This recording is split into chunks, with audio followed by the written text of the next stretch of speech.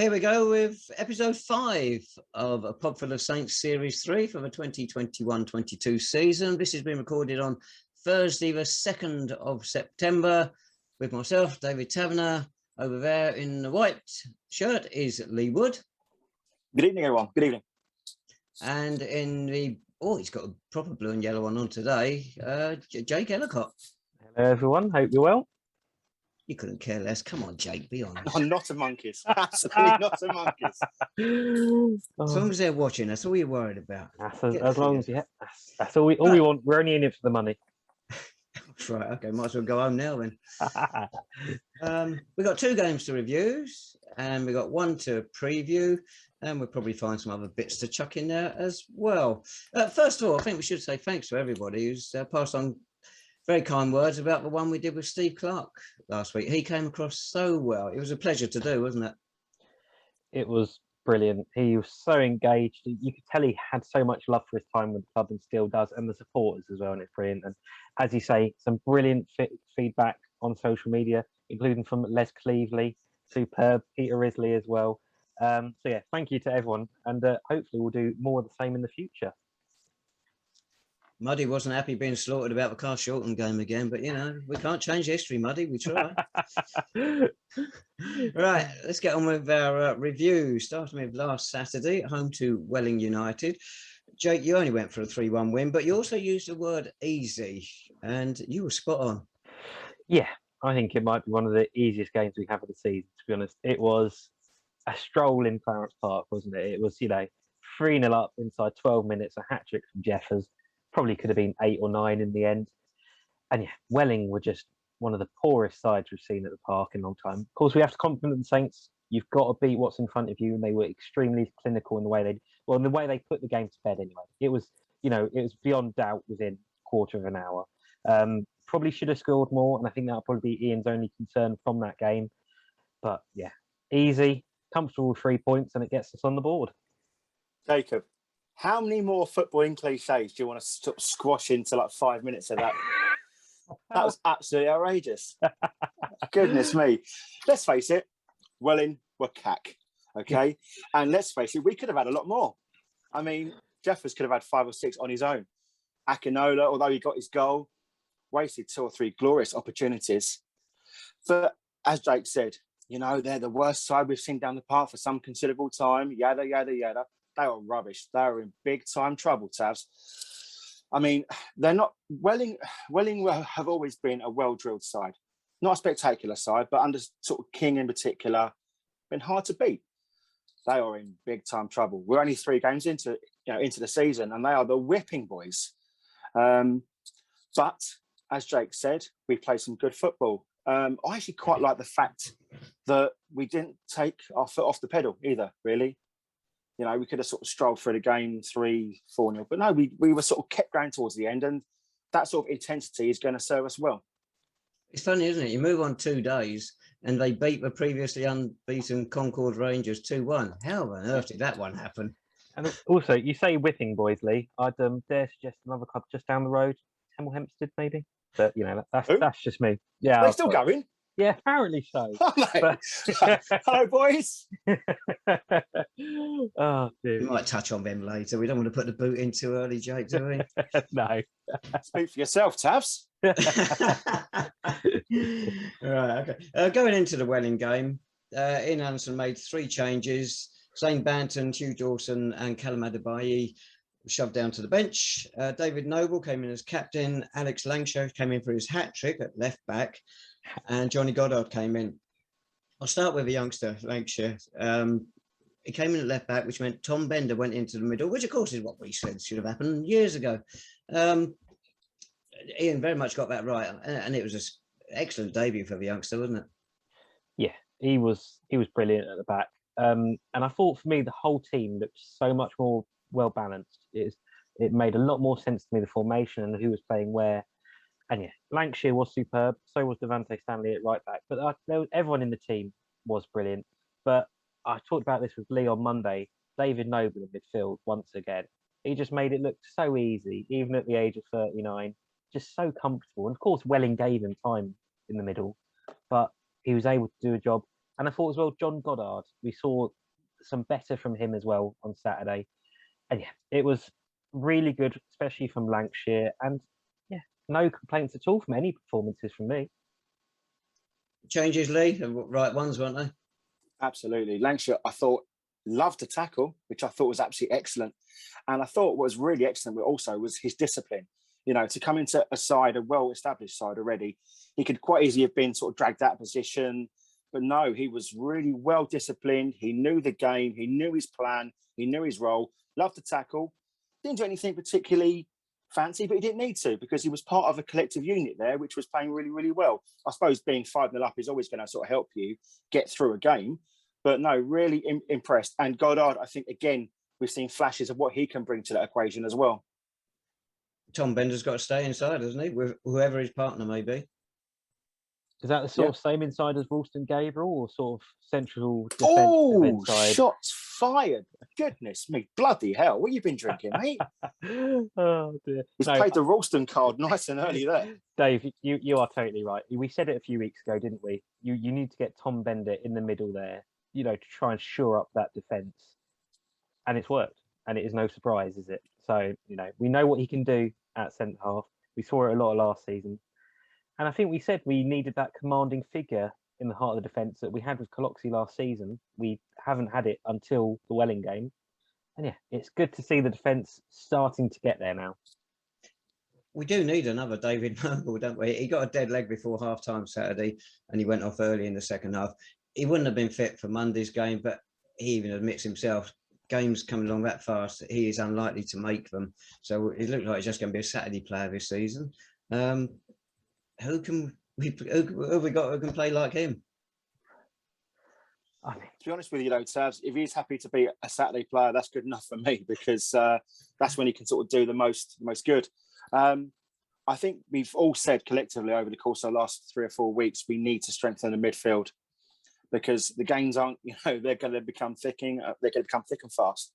But there's time for that, you know, that we're not going to start off. We've made the mistake too many times in the past where we've just brought players in for the sake of it. They've sat on the bench. They've not actually added to the side in any great shapes. And also, you know, this is expensive as well. You know, we've got to add another 2 or 3 players. Ian's quite said in the past, that means 2 or 3 have got to leave. You know, he's still on a tight budget. There's no real panic because we have got a decent enough squad, but we're going to have some quality there as well soon.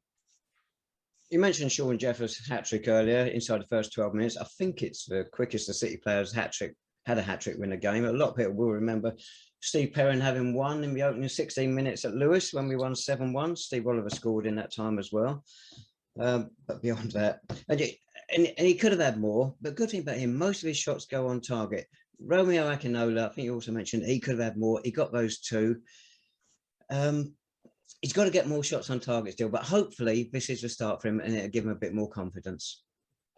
Yeah, I thought Romeo looked good. The first half, he had a real couple of gilt-edged chances at 3-0. It could have been 5 by half-time, really, with Akinola's chances.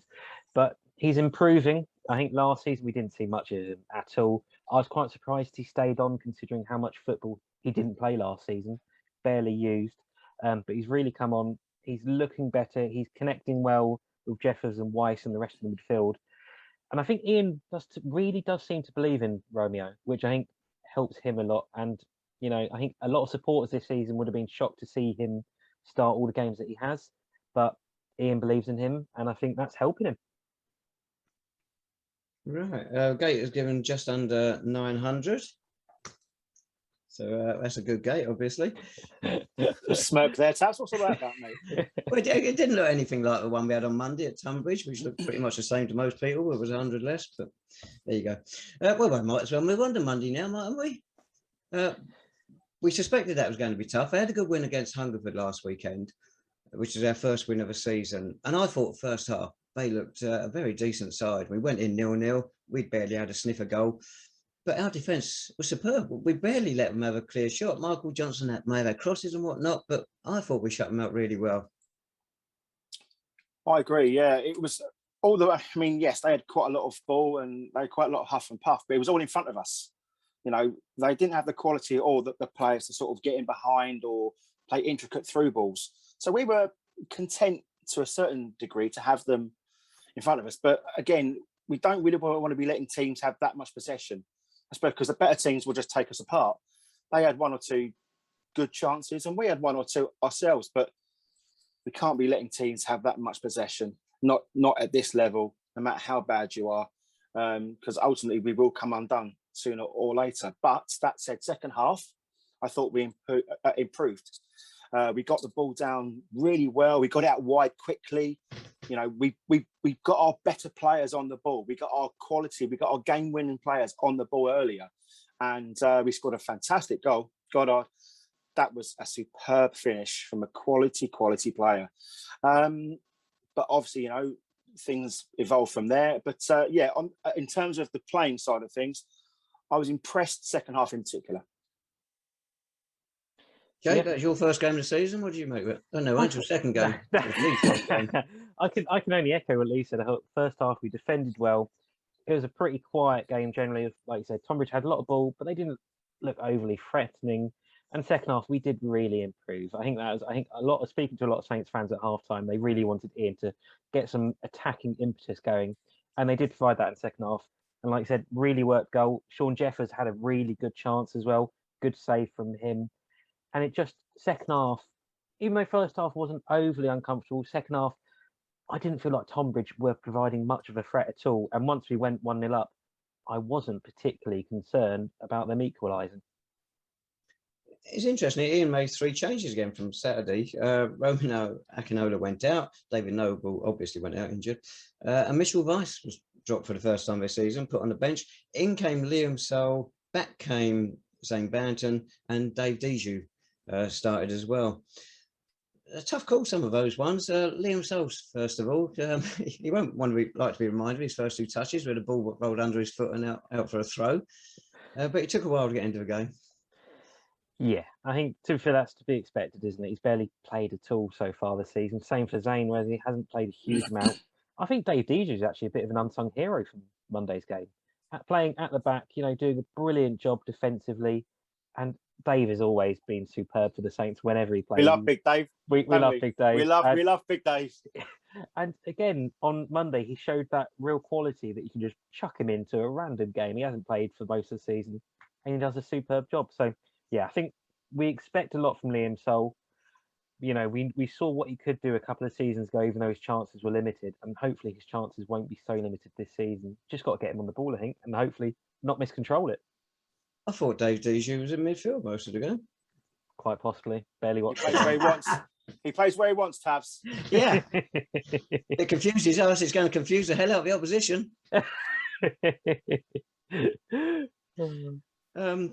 Yeah, a disappointment for Tonbridge in the end from having looked so good to then that. But it's funny, going into the game, we said we'd have those 2 tough games, Dartford and Dorking, but we weren't that far away.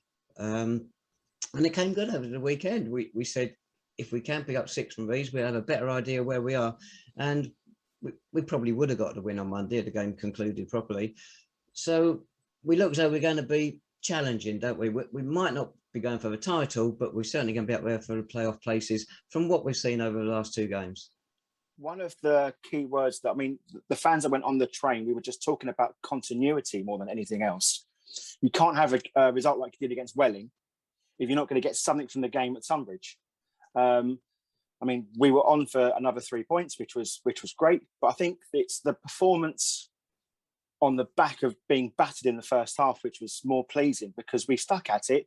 We were strong and we were dogged. I quite like the fact that he brought in Banton and Sol. Maybe Ian thought he could sort of stretch their back line a little tiny bit. Maybe he thought there was going to be space in behind there, but it worked. But again, it's all about continuity there. And don't forget though, Tabs, we played really well against Dartford in spells, you know, and they nicked it towards the end. Dorking was a different story. Again, they nicked it towards the end. So we could have come out with another 3 or 4 points better off than what we are now, mate. So I wasn't too disheartened, if I'm honest. Good result against Welling, battling performance against Tonbridge. So yeah, on the whole, mate, a decent return, I feel. There's one incident in Tonbridge we haven't touched on yet. Devante Stanley was about 7 or 8 minutes from time. Terrible injuries. He's broken his tibia and fibula, so he's going to be out for a little while, probably most of the season, to be honest. But let's just hope he makes a full recovery. Because the sad thing is, I think we're all going to agree on this. He's been our best player so far this season. Yeah, I think up there with Sean Jeffers. I think definitely. I think he's come on leaps and bounds since he returned last season after he initially played for us in one summit a couple of pre-seasons a couple of years ago. It's just such a shame for the lad. I mean, you knew immediately how bad it was. The reactions of especially the St Albans City players, you just knew the game was never going to get going again. And I think we should pay tribute to the Tonbridge staff, medical teams as well, along with the Saints medical teams. From what I've heard, the Saints have been nothing but full of praise for the way that Tonbridge assisted and acted and did everything they could, and the referee as well. And yeah, of course, Devante's still in hospital now, so hopefully he can get out soon enough and get back with the lads, whether it's just even just getting to see them, because the poor bloke, it's just unbelievable, isn't it? It was his birthday yesterday. Well, yeah, I mean, Ian phoned me up yesterday, and we were sort of talking about the situation because Tom Bender wanted to go into the ambulance with him, but because of COVID protocol, no one was allowed. So the club didn't really know the finer details of what was sort of going on until today. Everyone wanted to sort of go along with him and reassure him and comfort him, but the fact he had no pain relief whilst he was on the pitch is just farcical. And he didn't get off of the pitch until 7:05 in the evening. And Ian said the exact same thing that you did there, Jake. The fact that they look after the players now at St Albans, which it didn't almost happen before Ian's reign. If you think about Richard Cho Silva, Zane Banton, and obviously now Devante, they look after the players now. And Ian said the exact same thing, in so much that he was one of the better players in the season, and he's going to be a huge loss. But obviously, the main thing is that he's safe, he's healthy, he's back on the mend now. You can only see from the outpouring of support on social media that he's a popular player. So we all obviously, of course, wish him fantastic recovery, a speedy recovery, and he will be missed. He will be missed, but the situation was horrific. And I know that we all sort of stayed in the ground for a while after, towards the end. And I know when Ian and Lawrence Levy came over and sort of explained the situation, it was terrible for everyone. And everyone that was there was sort of singing his name, and there was a genuine concern, quite rightly. But he'll come back stronger because he's a fantastic player. He's an athlete more than anything else, and the club will look after him. If I remember rightly, Alan Cochrane also had that injury, Lee. So you can come back and have a rather good career afterwards. Absolutely, mate. Yeah, absolutely. But I think what was important, and that it's resonated throughout the socials now, is the fact that he's such a talented but well-respected player. You say like players who've played with him and against him have come out and said that he was a fantastic player. And as far as I'm concerned, we're lucky to have him in our side. And as long as Ian is at the helm, that he'll get looked after. And I think it's important now that we just let him recover. And the best thing we can sort of do is go out and win on Saturday. So it gives us a problem as well. He was our right back. Michael Clark's our right back. He's probably out for a few months as well. Bring your boots on Saturday, Lee. I could do a job, mate. Don't give me that. Jake? Oh no, Jake's goalkeeper, isn't he? I think it's fair to pay a little bit of tribute to Michael Clark as well. While we're talking about it, he's stuck on the sidelines. He wants to play, but he can't, and he doesn't seem to have a real timeline for when he can return either. So hopefully he as well gets well soon.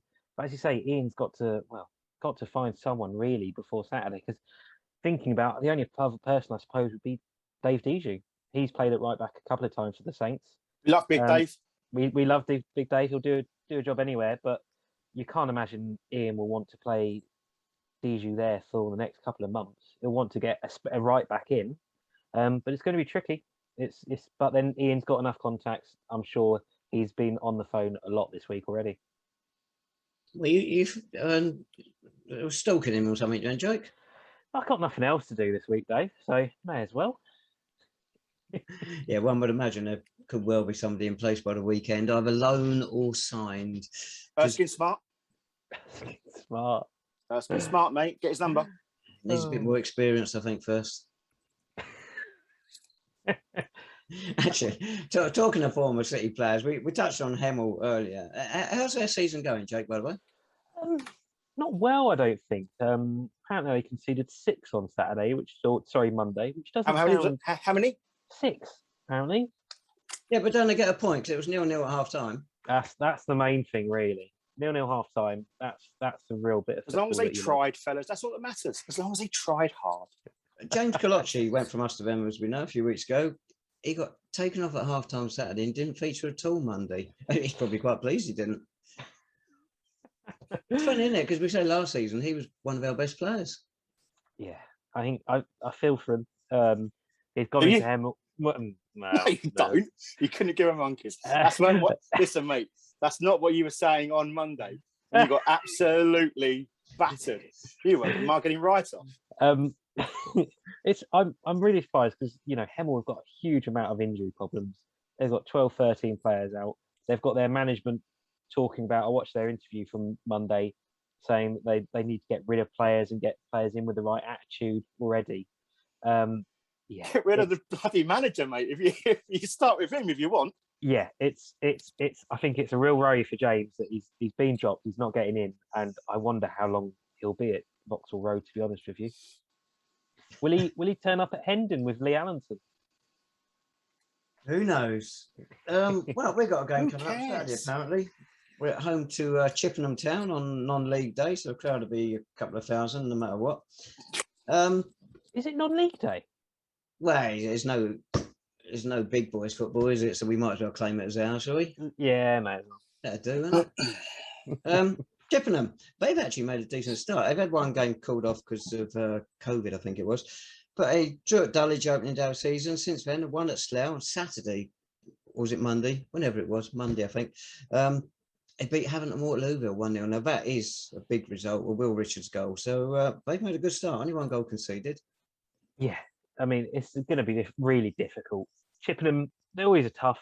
The last couple of seasons, it's never been too much fun playing them, especially down at their place. Obviously, it's Clarence Park this time. But yeah, that win against Havant is a real statement from them. And I think we need to be really careful going into this because, I think a lot of people at the start of the season looked at the Welling, Tonbridge game and also Chippenham game to maybe pick up 9 points there, 6 points at least. I know a few fans did say that. And I think this Chippenham game, people have seen their results now. They're like, this could actually be really difficult. It's a tough one to call. I don't know which way it's going to go based upon their results so far this season. Well, looking at your predictions, you haven't got a clue which way any game's going. Do you think that they could be potential sort of dark horses or a flash in the pan given the last sort of few games? I think we've got to fancy them for at least a top 7, 8, haven't we, for the playoffs, similar to us. If we fancy ourselves after the last couple of performances to at least hopefully challenge for the top 7, you've got to go, got to fancy Chippenham to do the same, I'd have thought. It's going to be really difficult. But as you say, Lee, they could be the dark horses. They could be the Hungerford of this season.